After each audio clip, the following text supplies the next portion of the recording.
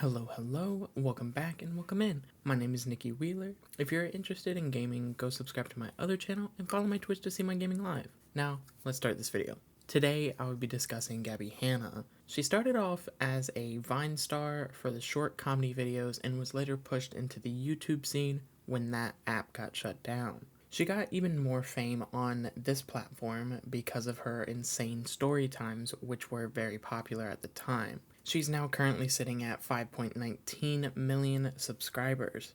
Over the years, Gabbie has discussed wanting to be a singer and her longing for that career path rather than what she has had.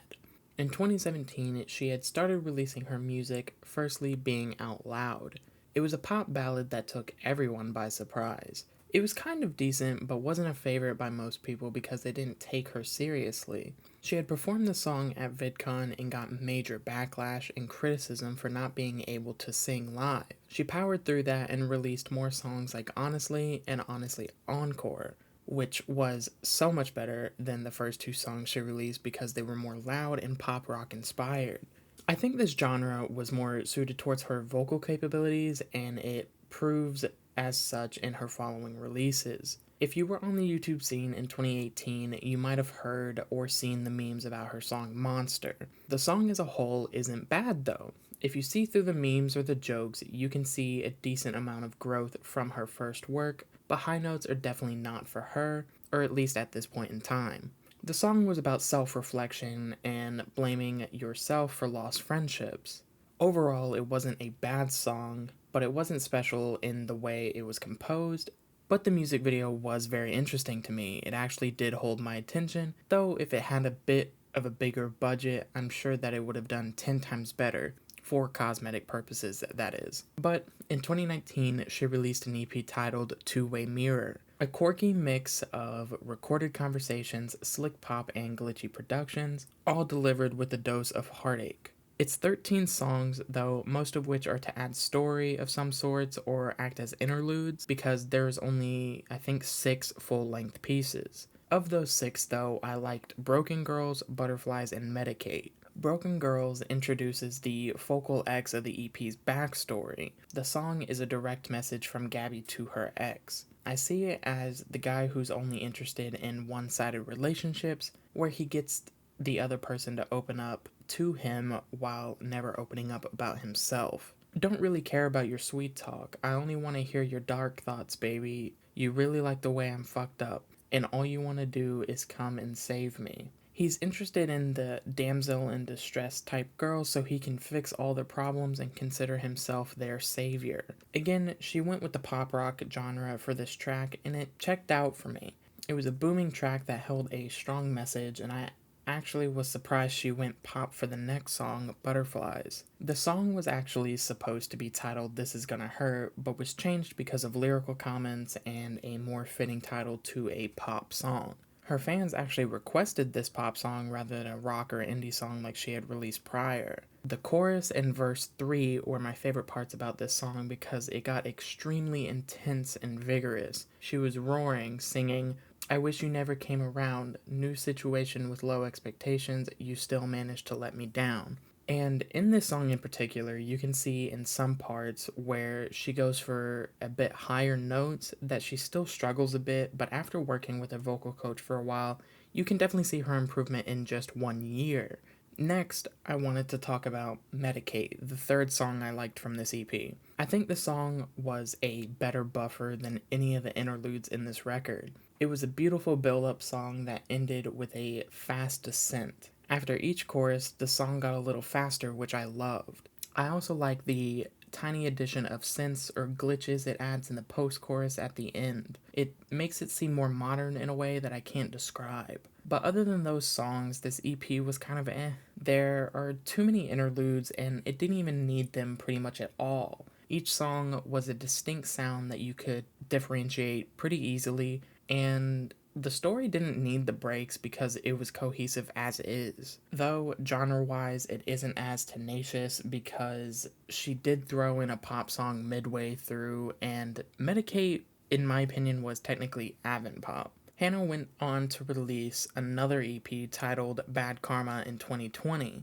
This EP is probably the best piece out of her from my perspective. I could listen to each song on it several times if I wanted, but I only talk about two, Glass House and Bad Karma. Glass House is my favorite just because of the line ending in high pitches. It just adds so much character to the song and it is haunting, literally. Serving as a call out to hypocrisy and polar judgment, it builds its meaning upon the old adage of don't throw stones at glass houses. The song combines elements of pop, trap, and classic music in a quite beefy production with an operatic choir concluding the record, which was definitely one of the many qualities I did like about the track in particular. The only thing I have in criticism of is the length. It's just over 2 minutes. Another half minute added could have done so well. Maybe another verse or refrain, then the outro. Obviously, I think the song was an amazing starter to the EP, and that brings me to song number 2, Bad Karma. The titular track sees Gabbie breaking free from a negative cycle and leaving the toxicity behind with lyrics like, what goes around comes around, do unto others and all that other shit, but you caught up in the cycle, I broke myself out of the cycle. Recollecting on it, I thought this track was kind of hypocritical because of the drama and controversy on YouTube at the time of this release. It could be said that she wrote this from the perspective of the other person in that genre, but it's definitely not likely. I believe that objectively,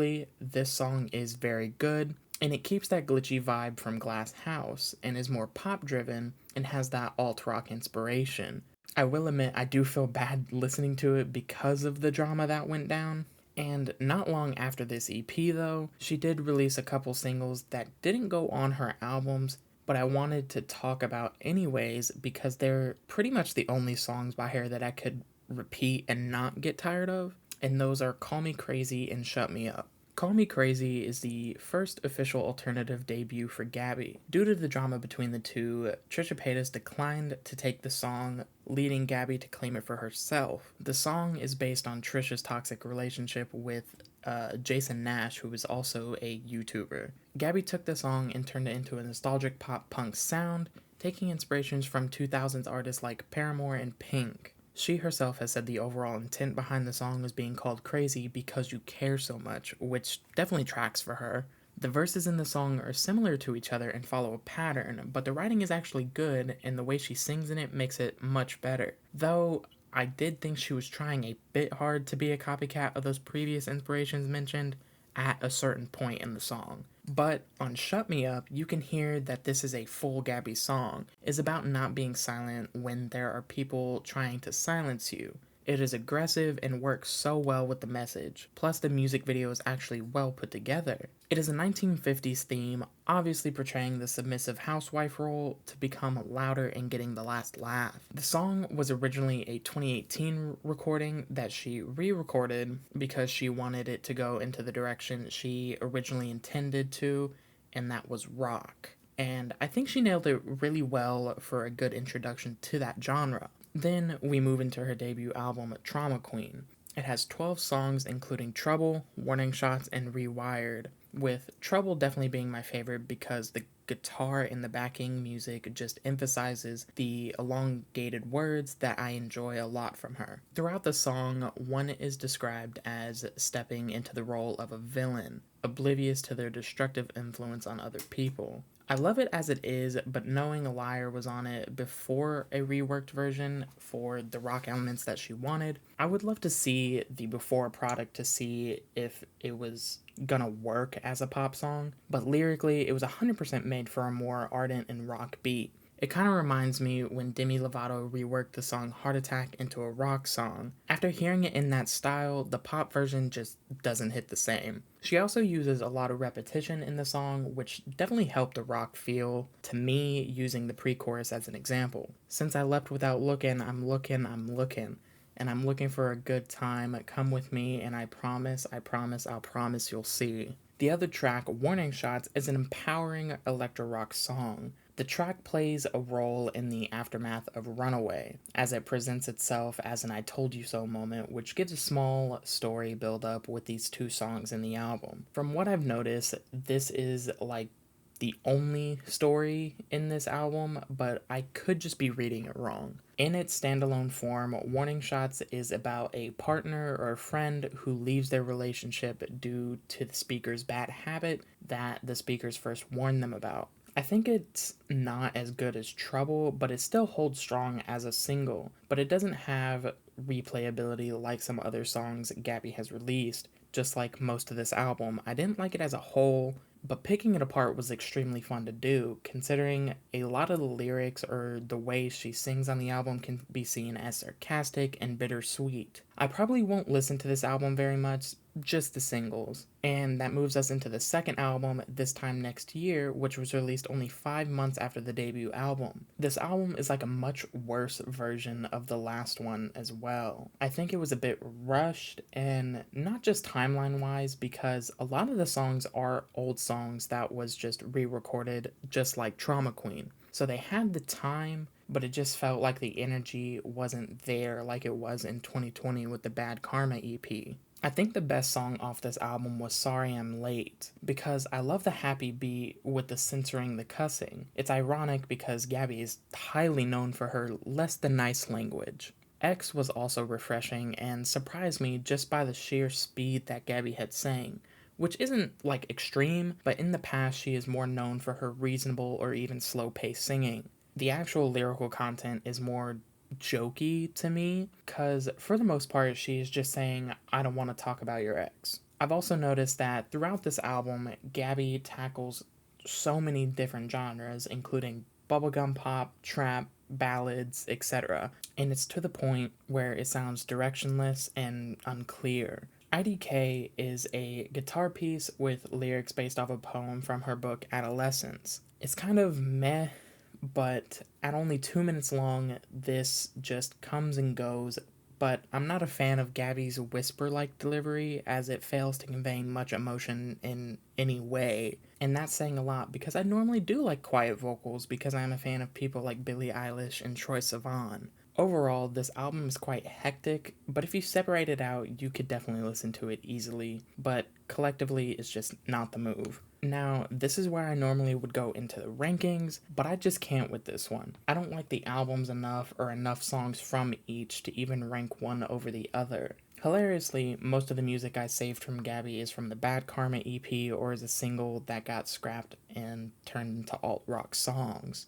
I wish Gabbie had some sort of vision that was cohesive and she stuck to one genre at a time, because what she's going with just doesn't make any sort of sense. But if she wants to do multiple genres, I think she should stick to making strictly singles or smaller and condensed EPs that are like 4 to 5 songs. I say that pop rock or alt rock is where she strives and where a lot of her inspirations come from, so she should roll with that and improve her higher notes even further, and who knows, she could be the next Hayley Williams. Joking, of course. Anyways, I think I will end the video there. Gabbie Hanna is a Vine star turned YouTuber turned musician. I cannot say whether I recommend her or not, but do as you will. If you like this video, give it a thumbs up and subscribe for more content like this. Until next time, bye guys.